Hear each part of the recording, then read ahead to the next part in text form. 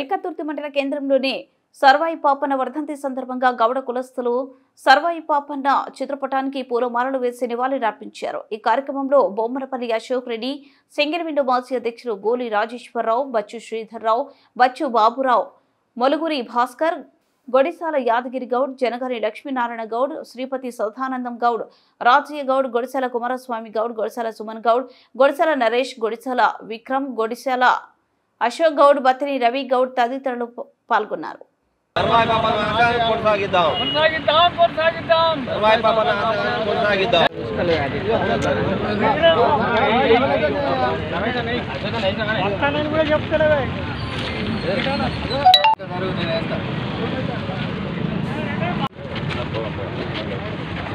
వర్ధంతి సందర్భంగా కాంగ్రెస్ పార్టీ మండల శాఖ ఆధ్వర్యంలో ఘనంగా వేడుకలు జరుపుకున్నాము।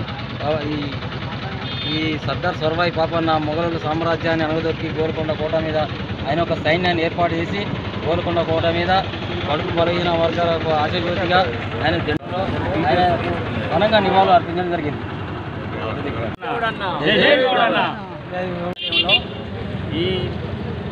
ఈ నిర్వహించడం జరిగినది। జై గౌడ పురస్కరించుకొని ఈరోజు ఎల్కతుర్తి మండల్ 306 మాట్లాడవే సర్వాయి పాపన్న ఆశయాలను కొనసాగిస్తామని చెప్పి ఏదో మూకుల ఉన్న 10 మూకులు కలవరాడు అటు అవుపడదు। నువ్వు లేవే ఆయన నువ్వు సపరేట్ అందరం చేసినాం।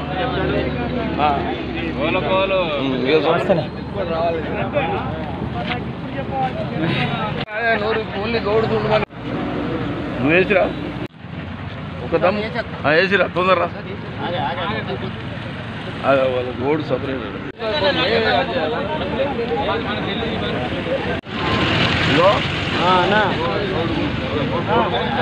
గౌడు బంధు